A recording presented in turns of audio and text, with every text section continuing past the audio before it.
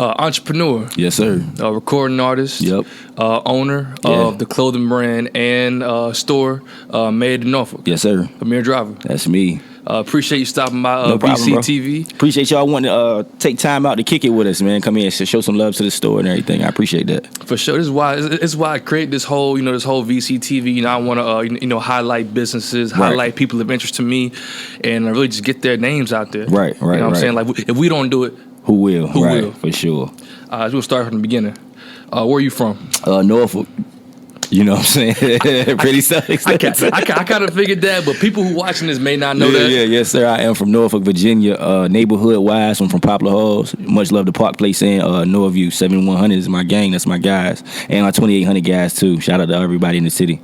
Yeah. For sure. How old are you? 32, man. 32. 32. Yep. 32. You look good, man. Take care of yourself. Appreciate it, man. I get that a lot. People be like, oh, you like 27, 26? Nah, I'm an old guy. Right. I definitely thought you were like mid-20s. Yeah, man. A little old. Okay. So you went to you went to Maury High School, right? Yes, I did. I went to Maury. Okay. Yep, for sure. What is your opinion on the school system? Being that I used to work in Norfolk Public School System, I do see a lot of progress from where it was when I was there. I'm anxious and interested to see how things change now, with the pandemic, since kids are about to start going back to school shortly. So, I'm just interested to see. But me personally, my experience with NPS was always great. I ain't never have no issues in Norfolk Public Schools in that setting at all. So, yeah. Okay. At what point in your life did you start to tap into your creative side? In any kind of way? Okay, so for me, man, I'll say that this all started in high school. About 10th grade or so, 10th, 11th grade, I really started taking raps a lot more serious, the music aspect of it, and started putting out mixtapes, all type of content, things of that nature then. And from there, it just kind of transitioned as I got older. People kept staying in tune with me, and we just kept pushing the envelope. I kept pushing it. I knew music was one lane that I really loved, but I was always in retail also. I worked in sneaker stores, clothing stores, things of that nature, so people would always come and be vested in my opinion on clothing. You know what I'm saying? Bro, you like this? You think this fly, bro? So on and so forth. So from there, I started doing the Made in Norfolk branding. When I would go out of town and do shows and things of that nature, I wanted to take the city with me, but still make it look cool. You know what I'm saying? So that's how the clothes really started. And then from there, people just tapped into it, wanting to have it themselves. So, we just expanded from there again. It was music first, and then the clothes came. Okay. So yeah. This may be a dumb question, but what made you name the brand Made in Norfolk? Because I was made in Norfolk, man. Dumb question, right? But not even though, because people ask all the time. It actually started, like I said, when I would go out of town and do shows and stuff. A part of my introduction was, my name is Amir Driver. I am made in Norfolk, Virginia. You know what I'm saying? So I would kick it like that. So I put it on a hat, bro. You know what I'm saying? I legitimately put it on one hat. Just one snapback and wore it in the show. And after the show, people were like, yo, where you get the hat from? Like, yo, I like your hat, man. I'm trying to get one. So I was like, oh, okay. So, I had got a quick 20 of them made, gave them to like my homeboys, a couple radio DJs, like my man Illmatic was at Hot 91 at the time. I gave him a hat. I gave Bink a hat. Just the people that I knew in the area that had some clout. And then from there, she just started moving. Okay. I want to stay on this for a quick second. All right, so Made in Norfolk. Yeah. You gotta really love your city. Yeah. To either love your city or you pandering. Right. To the city. Right. To name the brand, Made in Norfolk. I said, that's a dope name.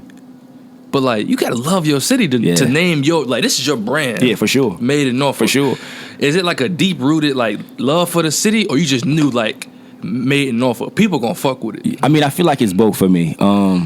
From an artist standpoint, I always looked up to Jay-Z, Nipsey Hussle's are two of my favorite artists, right? And for me, it was like they always branded themselves with their area. I always felt like that was a part of it. You know what I mean? You have to take your area with you as a part of your branding. So, Jay got Brooklyn, Nip got Crenshaw. For me, it was like, I'm from Norfolk, bro. This is the epicenter of cool to me in the 757 area. So, like, let's push it, Yeah, it did come from a deep-rooted love for the area, but like I said, just looking at a lot of the greats that I look up to and how they were moving, I just tried to incorporate my own, my own city, my own movement to how things are done. So that's really how we brought it, how it came about. Who made the logo? Like that specific style of lettering? That's all me, man. It's all you? Yeah, bro. Anything That's like dope. legitimately though, with the Made in Norfolk brand, and I have a partner. My partner is Carnell Smith, but with the actual design work, a lot of that came from me. The drip logo that you see on our back wall, Carnell came up with that one, just trying to expand on what we already had. But like the breast cancer tees, the neighborhood tees with all of the neighborhoods on the back, all the designs, that was just me, man. Sitting down and just thinking, like, I always wanted my branding to be clean, you know, but still be very dynamic.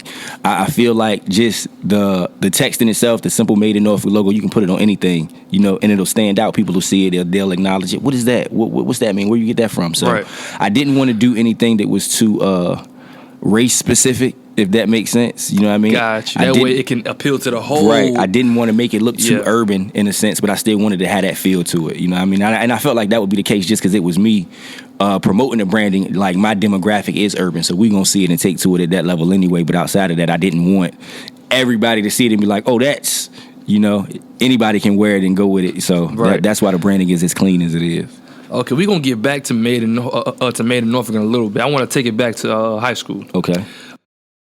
Paint the picture as a high school senior or just somebody getting ready to leave high school in Norfolk.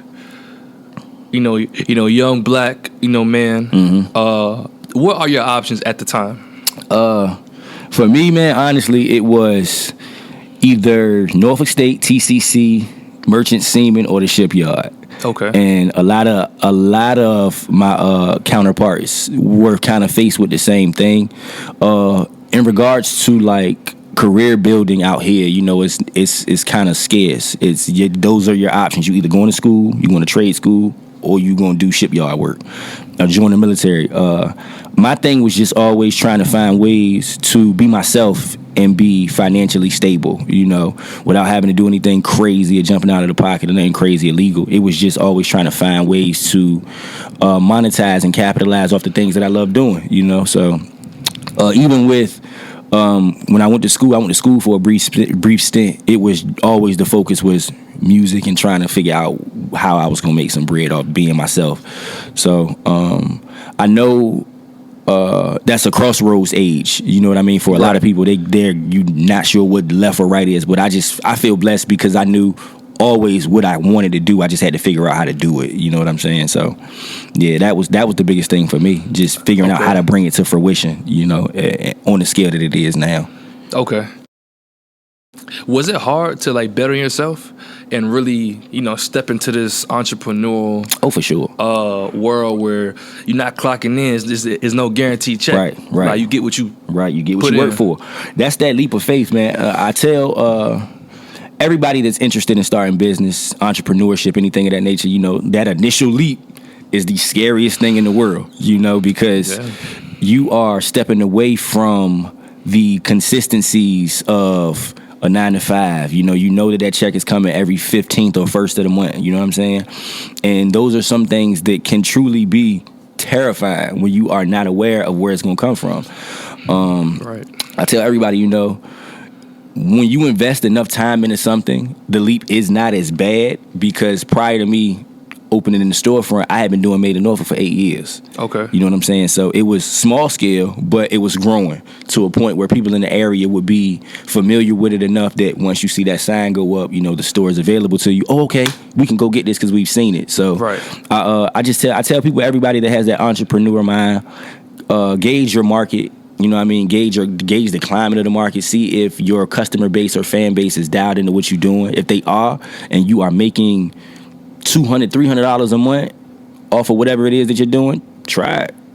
Because if you are investing little time and making some profit, if you invest more time, you'll make more profit. So that's just I tell people, always pay attention, do your groundwork, and don't be afraid. You can't succeed without failing, but you can't fail unless you try. You know what I'm saying? Right. So you got to shoot your shot. So you got to shoot the shot. You never know what's going to happen. You never know what's going to come from it. I want to stay on the entrepreneur side for a second. Like growing up through, the adolescent years up to high school, then college level, did you see any successful like entrepreneurs close to you? Oh, for sure. And for sure. Because, like, when you grow up, you don't necessarily see people going off and just doing something like that. At least not when I was growing up. You see people get a job. Right. In the military, they're doing something traditional. Right. What gave you the confidence to say, I can do this? So, my mother's side of our family has always been super into education. You know what I mean? All of my aunts, everybody on my mom's side, super educated, got their master's degrees, some type of higher level of education. But my dad's side of the family has always been super entrepreneurial based. My grandmother was like the candy lady, bro. You know what I'm saying? She was that. It's small scale as that is, though. But that's, you know what I mean? That's really what it is. Everybody know the candy lady, right? Yeah. My grandmother was the candy lady. She had owned a live-in nursing business where she was sending people to go live and work with elderly people in their houses. You know what I mean? My pops owned a mechanic shop at one time when I was younger. So, my aunt, his sister, is a realtor. She has a realtor's business. So, like, my Driver family, have all kind of been big onto finding another source of income, creating your own streams of income, the whole entrepreneur aspect of it. But I really, really, really will attribute it to my partner Vino, my older brother, my big brother V, man. V was always pushing, bro, you got to figure out a way to make your own bread. You don't want to be out here having to work for somebody and things go left and then you can't make your own money. You know what I'm saying? So that was really the biggest thing. He was an entrepreneur, or is an entrepreneur for sure. He just came home. His entrepreneur was a little different, you know what I mean? But it's still the same, it's still that same It's the thought. same concept. Yeah, it's the same concept. It's just a little different. Yeah, it's a little different. But, that was always the thing, though. Just fending for self, being able to provide your own, creating your own stream and sources of income. So I've always kind of been around it. It's been a happy medium, I'll say, because like I said, my mother and her side, my mother's family is very education based. My dad's family is very let's get it. So, it's always kind of been present. Okay. As the owner of Made in Norfolk, question, are you the sole owner of Made in Norfolk? So of the store, yes. The branding in itself, I have a partner. My partner's name is Carnell, like I said. Okay. I had been doing Made in Norfolk for about 5 years, and it had gotten to a point where I was like, man, I can't maintain this by myself because it's a lot. So Carnell was working with me at Sports Zone. While we were working retail, I was like, bro, come on, help me out, man. So he came on board to help with a lot of the production and sales, getting stuff moving, because it was hard to try to do it by myself once it started to grow. So once bro came in, we really were able to take it to another level. As I saw it growing, I was like, man, it ain't no need for us to keep out of the trunk with it. I'm tired of going and clock in for somebody else when I know I can do this myself. So I took the initiative to come in and get in the storefront and, establishing ground zero, making sure we had this place. And then after that, I brought my guys in. I brought Carnell with me. He has a clothing line called Certified Chicken Chasers. It's right here as well. Okay. And my partner, Carrie. Carrie's from here, but he's by way of Detroit and Phoenix, Arizona also. So he came after I got the keys and we set up shop, man. You know what I mean? I brought my guys in to help me make this thing run smooth. So, yeah. Gotcha. Okay, so when you decided to scale up, did you fund it yourself or did you get a loan? No, I didn't, man. I did. As I have become more invested in it, business practices, learning about loans and funding and things of that nature, the option for them was there, but I don't really like having that debt, in a sense. Gotcha. One of my biggest things was always getting it yourself, getting it out of the mud in a sense, so you don't feel like you owe anybody anything and nobody can claim ownership of something that you have other than yourself. So I feel that. For this, when we started to scale up and I saw the opportunity for the store, I was like, yo, I'm gonna go broke, but I'll be all right, So I took legitimately, bro, every single dollar I had to fully furnish the store, close the store, get all the aesthetics done, the walls painted. Because once the mall told me, because this is a part of Military Circle Mall, I was working in Military Circle Mall at Jimmy Jazz. Like I've always worked in a retail space. It just kind of worked with what I had going on, Okay. Property manager came in. Well, first my man Big Steve, shout out to Big Steve. Big Steve came in and was like, yo, bro, what's next for you? Because I feel like we should scale up. You don't need to be here. So I was like, yo, I'm trying to get a store. He suggested this space, this area. I came and looked, inquired the mall management. They knew who I was.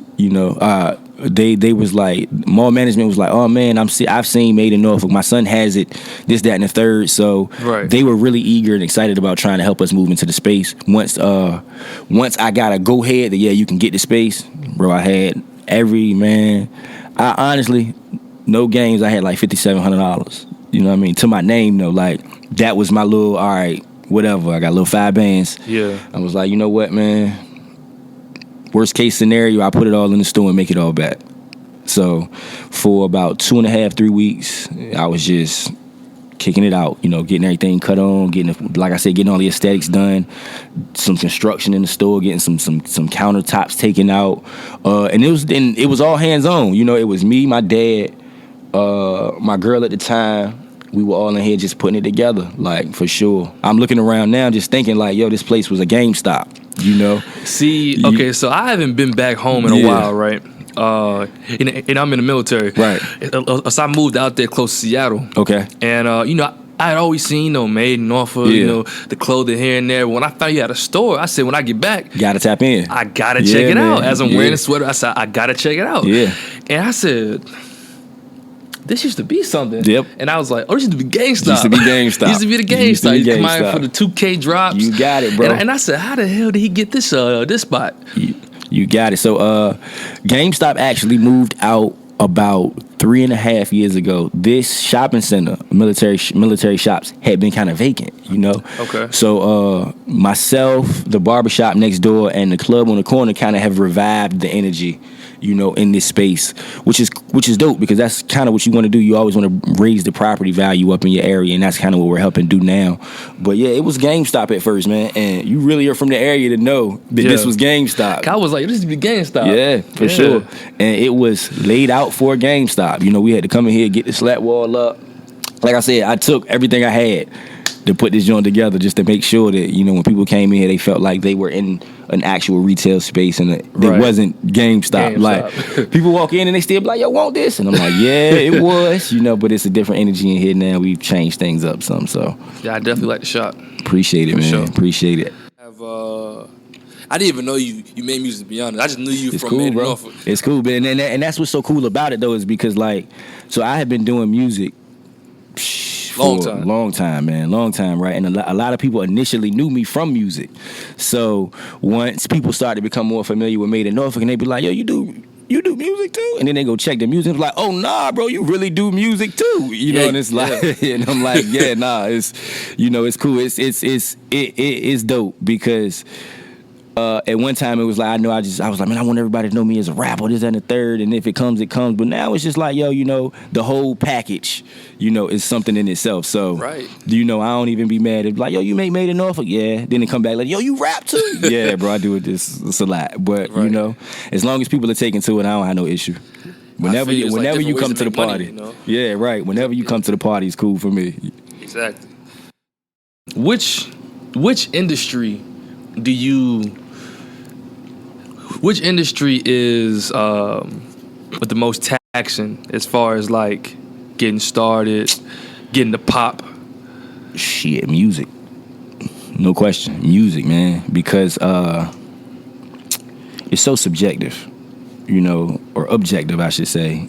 You never really, with music, everybody has their own taste. Everybody, some people might like this, some people might like this, and then everybody and their brother, mother, sister, uncle, cousin does music also. So, you deal with so much critique and criticism from people that might not do it, or they might feel like they can do it better.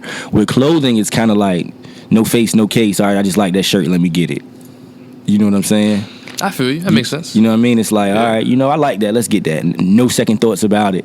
With music, it might be, he all right, but I don't like, or I can't do. My cousin also does, with clothing. I think a lot of the extra opinions are kind of taken out. It's either you like it or you don't.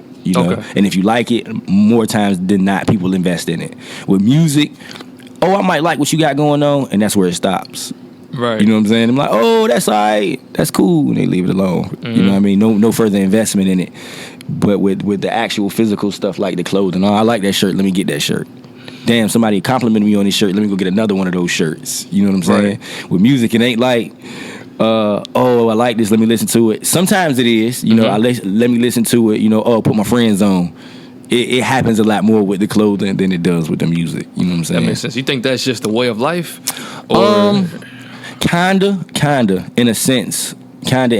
Because like I said, it's so many people that venture into the music realm. They want to take their shot at being creatives with that, and I'm for it, do your thing. But by there being so many options there, you know, it kind of spreads out the following base in a sense. With clothing, like I said, man, if you see it, it's physical, I can touch it, I can feel it. All right, I like the way this feels, I like this shirt, I like this branding, let me get it. Boom, I'm gonna wear it out. People compliment me on it, let me go get another one. You know what I'm saying? All so right. Yeah, definitely I feel like fashion is a lot easier to start off, for sure. So I was on Apple Music, and under your album or mixtape, whatever you want to call it, it says 2019 Forceful Music Recordings, right? LLC under exclusive license to Equity Distribution. What does that mean? So I got a deal. I have a deal. Okay. I definitely do have a distribution deal through Equity Records. Equity is a subsidiary to Rock Nation. You know, I am blessed with a cool little situation. So it's not as it's a distribution company for indies under a major. So Forceful Music is my record company. You know, all the publishing and everything comes back through that, but it's distributed through Equity. I was blessed enough to be able to go on tour with one of the A&Rs from Equity and Rock Nation, Rail Carter. Shout out to my dog. I was just talking to him this morning. And from there, I was able to sign a distribution situation with Equity. Like I said, it's a subsidiary of Rock Nation, so I can't be like I'm on Rock Nation. Right. But when I go to New York, I go to the office, if that makes sense. You know what I'm saying? Okay. Yeah. So. But yeah, that's it. Just building relationships through the years, man. You know, I got some real connections in and shit. So if I ever do something major, it could be seen something super major. So it's just it's always an incline. You know, I always try to work up.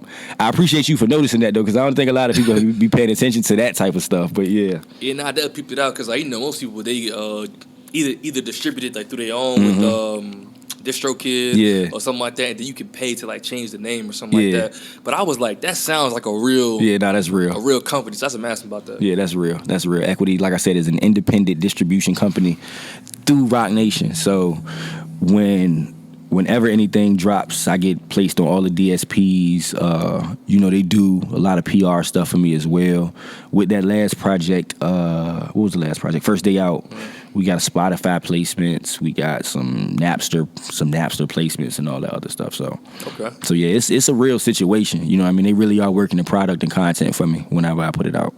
The streaming system, as far as you got to get 1,000-some streams to make $1. $1, like, how do you feel about that? Like, I mean, pretty much. How do you feel about that? It's a gift and a curse because the accessibility of streaming makes you accessible to everybody. You know, any and everywhere. They don't necessarily have to buy your content. They can just see you and be like, oh, let me check it out. You know what I mean? And with that, it expands your reach. It kind of sucks that the percentages are so low, you know, but that's why you got to find you a good distribution company that does not hit you over the head for something crazy or take any crazy cuts or percentages off of those streams, because that's what it be a lot of times.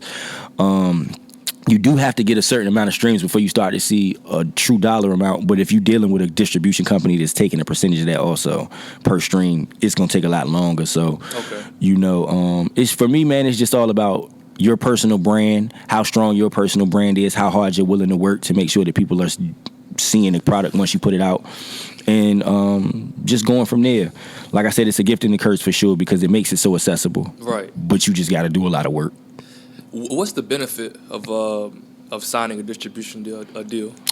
So depending on the distro company that you go through, like I said, with Equity with me, they do a lot of PR stuff for me also. So once projects come out, they help work the projects under certain spaces. You know, I've been blessed, like I said, to get mixed placings and things of that placements and things of that nature just from having them in my corner. And it's good because you don't have to do as much work. You know, from an indie standpoint, everything is truly on you. You have to make sure your marketing, your promotion, everything is there. But if you get a strong distribution company that is vested in what you got going on, a lot of times they help you get the product out. They don't just put it on the DSPs, but they send it to other places too. You know what I'm saying? That's what equity does for me. With the amount of talent that's in the 757 area, right? Why aren't we popping like Atlanta? So I do think that it is starting to get there, slowly but surely. Because I've been doing it so long, I've been able to see like different waves, like the climate change. So when I started coming outside and really pursuing the whole music thing, Twitter was the thing. You know what I'm saying? As you see social media progress and new talent come around, you can really see them gaining fans. You know what I mean? You can see their fan base is starting to grow. You can see interactions from different people starting to grow. So I think we getting there. I do think that we're getting there, but Atlanta is just a bigger hub. You know what I'm saying? You can go to Atlanta and go to Tyler Perry Studios. It ain't no Tyler Perry Studios out here. You know what I'm saying? Okay. So it's just the accessibility of all of that major industry talent that's there that makes their scene pop a lot more. If we had a QC or other major labels that were still locally based, I'm sure that this area would be that climate, because that's all it is. Jermaine Dupri still down there, QC still down there. Like, people travel to Atlanta to create their following, in a sense, their stream. So because you got majors in a local space, it makes it pop a little bit more. We definitely have major industry talent here. It's just the outlets aren't as accessible. But what I will say, I commend Pusha. I commend Pusha T a lot, man, because that airwave music, they starting to show love to a lot of the younger dudes, and I appreciate that, because, like I said, I've been out here, man, for a long time doing this, and it was a time when we couldn't get retweets. You know what I mean? We couldn't get no retweets, no posts, no nothing. But now they starting to catch up to it. Like, all right, let me share Fatty, let me share Londo, let me share Crazy, or whoever. Like, and that's what helps expand it also. Just having that major or bigger eye showcase what's going on, where they from. So yeah, we gonna get there. We definitely gonna get there. I think so too. I definitely feel the wave coming. Yeah, man. It's a lot of things coming up. Dog. It's a lot, and just me being in the space that I'm in, I kind of get to like bird's eye view it. I kind of step back and can watch, like, and just see how things are moving. Like, a lot of people always say, man, it ain't moving out here, and I'm like, nah, y'all don't even understand. Like, it's slower, but it is definitely changing. If you in tune, you'll see. Yeah, if you in tune, you'll see the change in how everything is going. So, like I say, man, I think in like the next 3 or 5 years or so, if we don't have somebody to really, really pop off from the area, it's gonna be a lot more eyes this way. Okay. Yeah, for sure. I definitely. It's two in mind that I'm gonna bring up later on. Okay. I think that's about to be out of here. Yeah, it's man. I got nothing but love and respect for the young dudes, man, because once they catch they wave nowadays, that shit runs like viral. Yo, they gone with it, bro. Right? A quick 100,000, 200,000 views on a YouTube video, and you good, and it's like. It's like, yo, I don't even know what y'all doing, but keep doing it. You know what I mean? For sure. Like, for real. You just got to catch one. That's it. You just got to catch one. You just got to catch one, man. That's it. Without even, because like, I went through your whole Instagram, you know what I'm saying? I Googled you a little bit, but without even doing none of that, when I first came up here to the shop, the first thing I thought of was Nipsey. Word. That's the first thing I thought. I said, and then especially like knowing, because I knew you did music a little bit, like rapped here and there, but I didn't know you had like full length projects. Yeah. And I was like, this is really like on some Nipsey shit. Yeah. Like, so like, what was his influence on you? Man, bro. So, leading up to actually opening the store, this is just an example of the influence, right? I was fixated, bro, on the plan, the man and the plan. You know what I'm saying? Because I saw it, and I always tell people what Nip did for me was made a dream seem tangible. You know what I mean? Like I tell people, Jay-Z always shows you how far that shit can go. Like, you can start here and then can take it and go from wherever with it. But with Nip, it's kind of like, nah, bro, this is how you get it off the ground. Like, All right, you might have seen me out here doing whatever forever, music and however, but now you know my branding.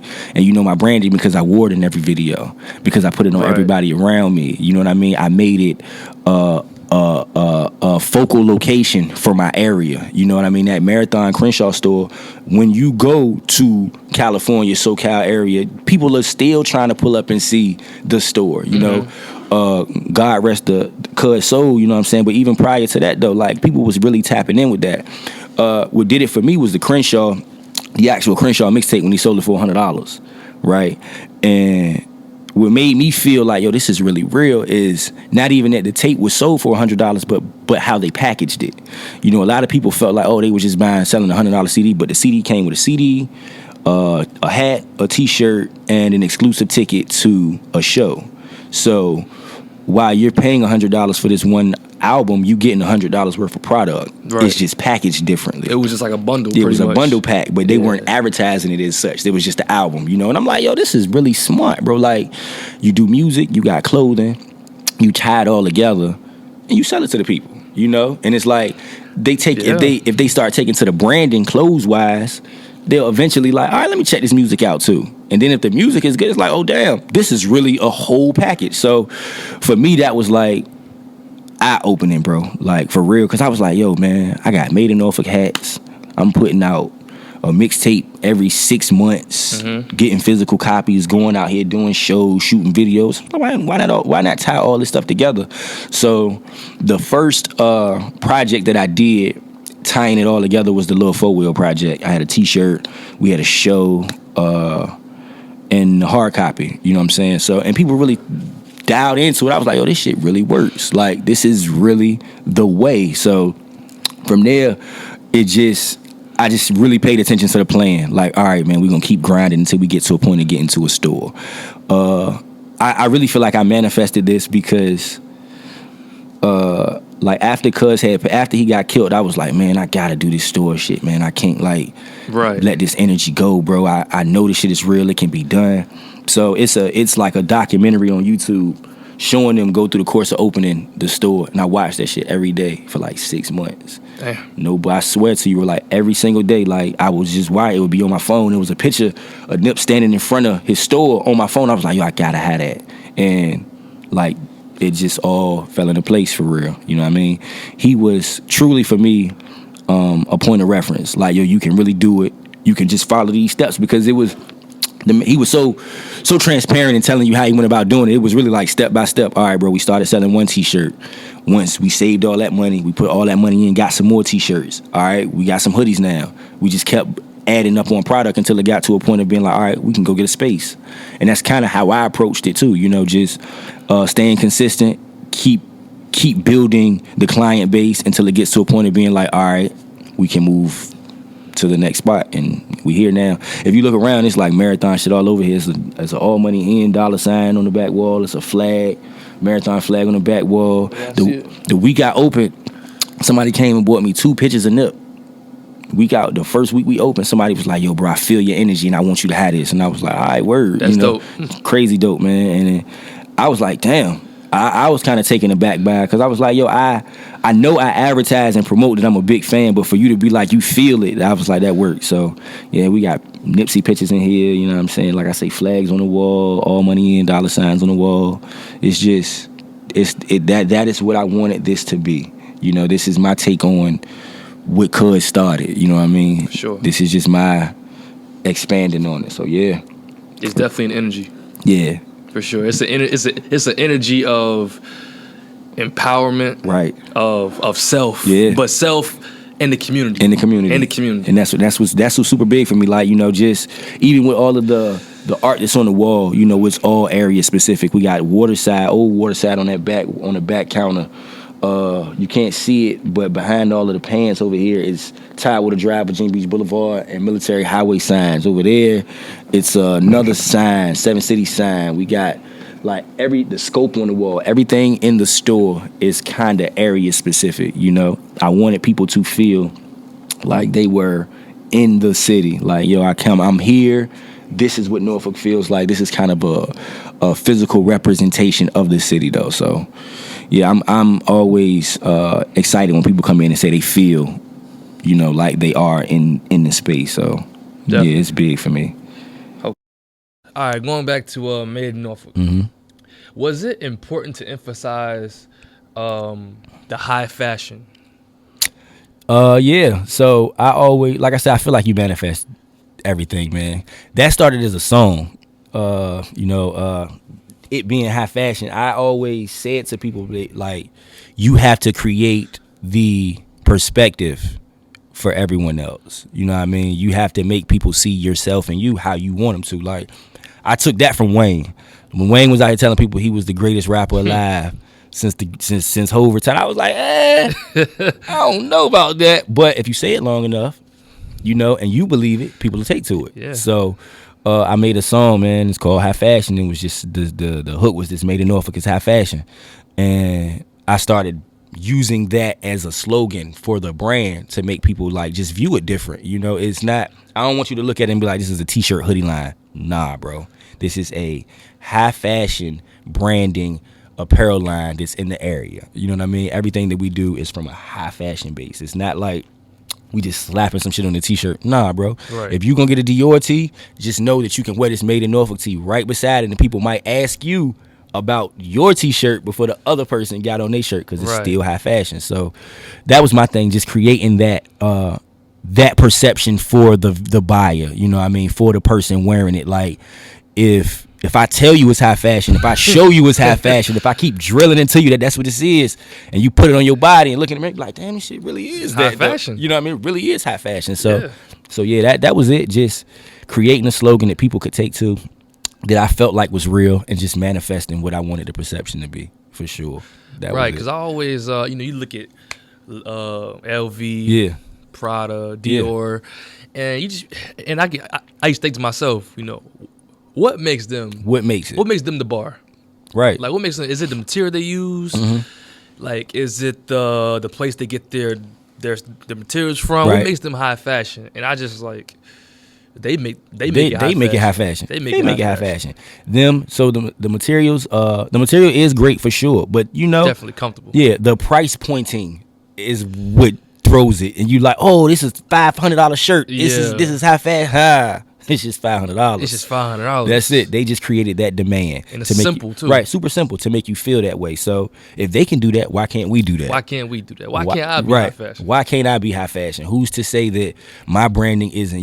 The material might not be as crazy extravagant as what they're using, but you still getting great quality product from us. It feels great. It's going to fit you like you want it to.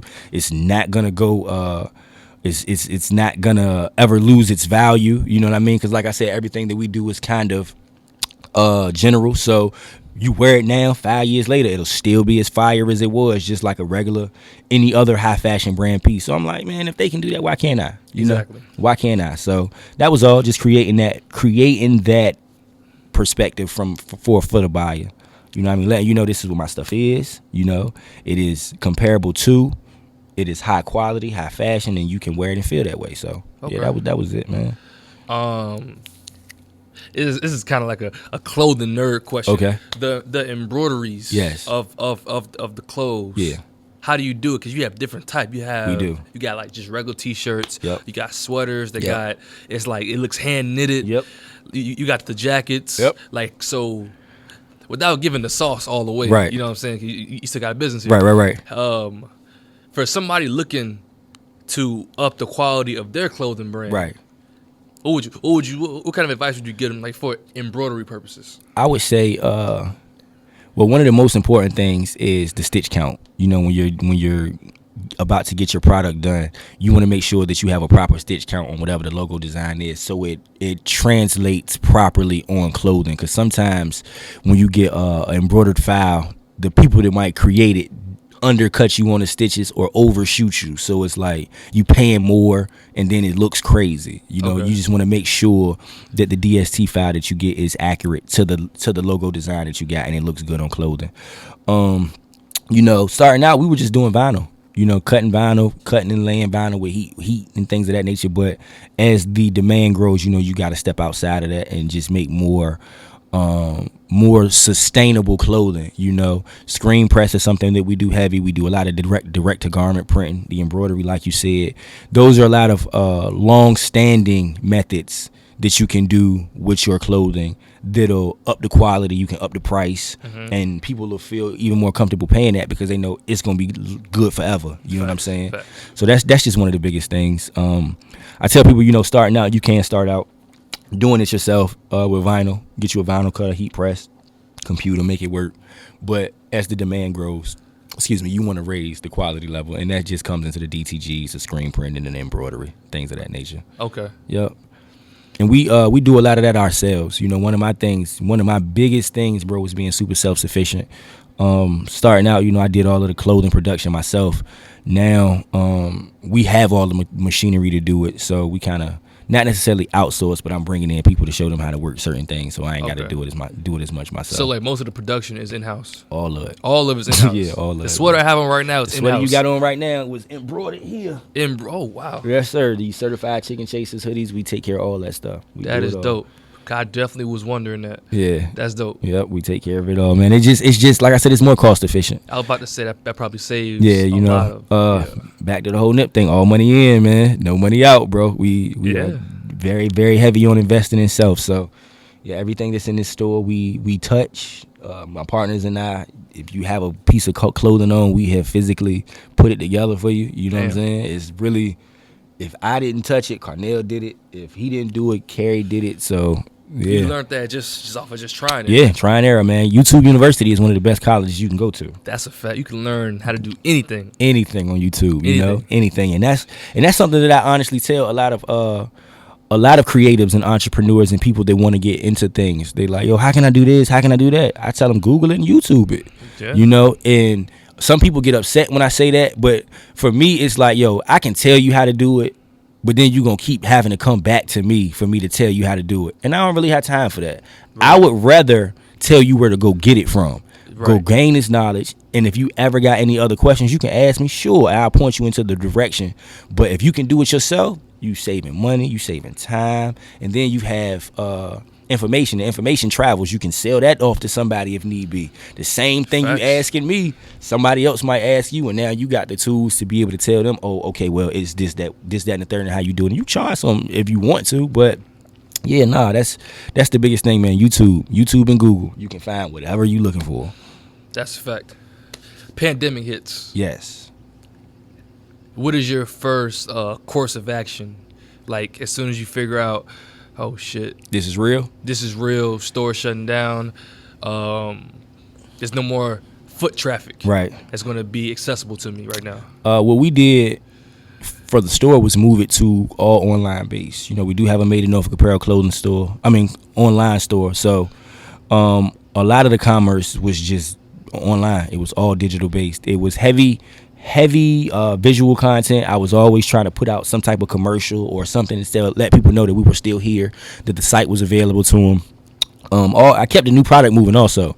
We didn't stop making and putting out new product. We just changed the way it was purchased. You can't come in store, so you can buy it online, pick up at the door, things of that nature. That was it. Okay. Yeah, that was all. We kept it moving. I saw a heavy spike on our online flow, of course, because people couldn't come in store, but that's it, man. Other than that, it was still moving. I tell everybody God's favor is real because we were truly blessed during that time. It was 90 days that the store was closed, and that's tough. Yeah, the store was closed for 90 days. A lot of businesses did not reopen. A lot of businesses weren't able to maintain their overhead in that time span. But we didn't have no issues, just from the online traffic, that kept us afloat. And then once the doors were able to open back up, I had to tell people, y'all can't come in here because, like, yo, the pandemic is still happening, guys. 5 people, 7 people. We opened up, the week we opened up, man, you would have thought it was the first week, like, or Christmas or something, like, because people were so stir crazy. We going to the store. I'm like, yo, look, it's 15 people in here, guys. Can you guys please wait outside? So, but it, like I said, gift and a curse, man. It was a blessing. A blessing for sure. Yeah. Okay. On your Instagram, your name is Amir Driver, aka Lil 4Wheel. Lil 4Wheel. Is Lil 4Wheel like is it like a real nickname? So Lil 4Wheel is my ratchet rapper alias, right? I'll put you down. So my real name is Amir Driver. I've always used my real name as my rap name. But my partner Cornell, bro, was like, yo, man, times are changing. It's like, yo, we need to like change with the times. I'm like, yeah. I say, well, everybody's little, bro. I'm not little, no, I'm old. He was like, nah, it don't even matter. So so I was in my Jeep. I was sitting in the Jeep, and he was like, yo, you always got a Jeep. You've always had some type of like bigger car or something like that, bro. Like, you 4-wheel. You always in the 4-wheel. And I'm like, yeah. He said, that's your name. You love 4-wheel. And I was like, oh my God. Love 4-wheel. So listen, he says it right. Now, we sitting in the truck, man. We laughing, we joking, ha, ha, ha.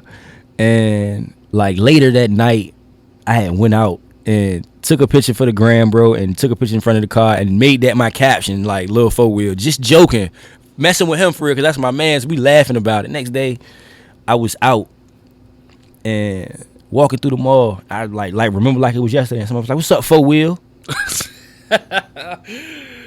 And I'm like, that's crazy. I was like, this nigga really just called me 4-Wheel. I was like, fuck it then. All right, we here. Look, yeah, we here now. That's how the best nicknames is given. It's like your mans gave it to you, and then people started. Yeah, bro. People started like running with it, and so I was like, you know what? That's hilarious. I was like, all right, bro, fuck it. We gonna do a whole little 4-Wheel tape and some more shit. So it became a alter ego in a sense. You know what I mean?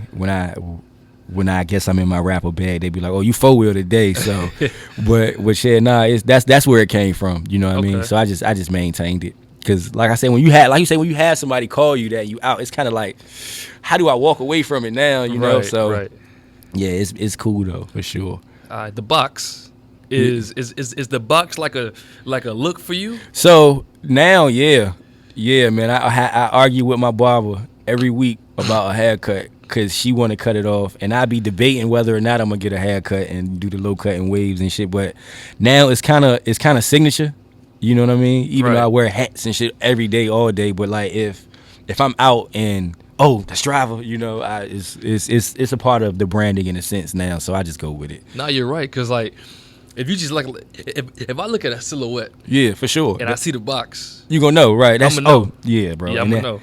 And like I said, stuff like that is just. It naturally tied into the branding, so I couldn't kind of walk away from it.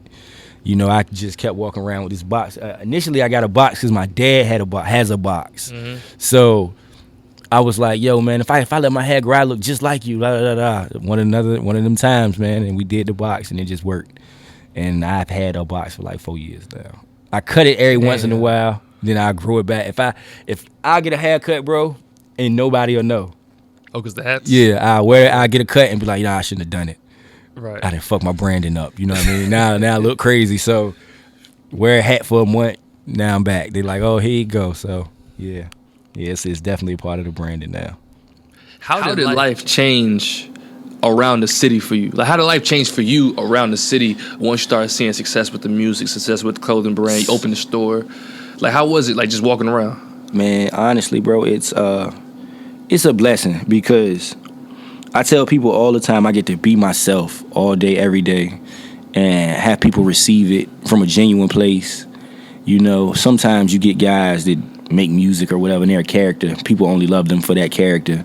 Once you outside, you gotta be this character, you know, in order to receive the attention of the love you're looking for. With me, it's not that.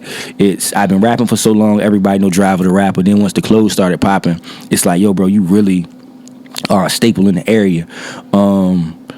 From a music space, you know, I've always kind of received that love. But once the branding and the clothes started taking off and people started seeing it on people that did not have the same skin tone or complexion as us, you know, right. A lot of the way I was viewed has changed. You know, everybody has kind of always held me in a pretty high regard. But once this started to really move, it's like, yo, bro, you really are our nip. You know what I mean? Then I just be like, I appreciate that. Those are big shoes to fill, but I definitely understand why, you know, people would see me in that light. We do a lot of, me, myself, and the store in general, we do a lot for the community. We do a lot of things for the school systems, giving back, stuff like that. So it's, the love and respect is big for me. And it's cool because it comes from something positive. You know what I mean? It ain't like, oh, Driver get love because he out here doing wild shit. We know that he's the wild guy. If you don't show him love, he might come fuck your shit up. Nah, it ain't none of that. It's this dude doing something positive. We saw it from the ground. We saw him continuously push to get to a certain space. So now you got to respect it. So it's always love, man. It's always love. It's always love. The younger rappers look at me like the OG now. And a lot of the older dudes look at me as like next. So it's really nobody. It's nobody in any industry out here that I'm not familiar with that don't show love for real. So it's cool. Okay. You know what I'm saying? That's dope. All right. So just off of just going through Instagram. Right. I see you've been doing things in the community. Yeah. I don't want to misspeak on them, so I would like you to speak on them. Okay. Some of the things you have done and plan to do in the future. Well, since being in the store space, we have done a coat drive last winter. We did a coat and sweater drive last winter. We donated all of those coats to kids that were needy in the city. We went to a lot of Title I schools. We went to Ocean Air, Park Place Elementary, just giving the coats out. We also did a community day with AT&T that was in partnership with AT&T just to give back to the area, the kids in the area. That's big for me. Like I said, I used to work as a PE assistant in Norfolk Public Schools. So, just showing love to the kids is big so they can see, you can still be cool, still do your thing. Right. You know what I mean? Be somebody successful and progressive without doing a whole bunch of wild, reckless shit. You know what I'm saying? You remember me as your teacher, now I'm the guy that owns the store. I'm back. What's up? We still showing love. So in the near future, we are definitely gonna do some more community outreach things in regards, like I said, with the kids. Tying into the school system is kind of hard right now because of the pandemic, but in the next month or so, you'll see we're gonna do a career development day where we're gonna teach financial literacy, entrepreneurship skills. We're gonna offer haircuts. I'm gonna get a kid some made in Norfolk tees, and that's huge. And they're gonna have a movie day in the mall, and this is in partnership with my man JJ. He's a rapper also. His name is Slim. He owns I don't want to misquote, a herbal store in Military Circle Mall, and he was like, "Yo, bro, I got this idea."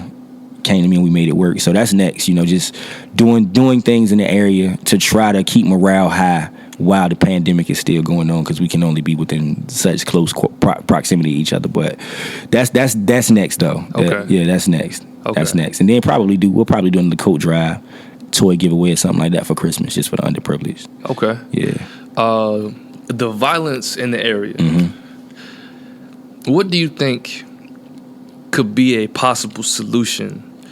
Like, or would there ever be a time where you just look up and you'll be like, damn, like Norfolk is chill, like ain't nothing going on, ain't no beef, right? Like, people just cool. In that space, what I can say truly though is the city has calmed down a lot in the last 2 or 3 years or so, because we were in a time of turmoil when it was Uptown and Southside. Them young dudes was really at each other's necks, but now.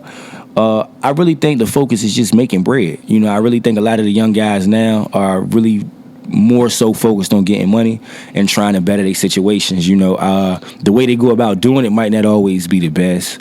So that's something that we got to kind of focus on and redirecting the method. But I think the goal is now in a space where I'm not trying to rep and claim my hood. It's like I'm trying to get this money, get my people straight, and get out of the way.